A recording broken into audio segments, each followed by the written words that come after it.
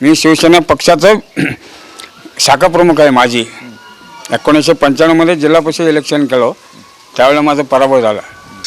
सामाजिक बांधिलकी, वह्या वाटप, गरीब मुलांना गणवेश वाटप, वह्या वाटप, सायकली वाटप, अन्नदान वाटप आणि ते आपत्तीग्रस्तांना महापूर आल्यावर आपत्तीग्रस्तांना मदत केलीत जागेवर जाऊन.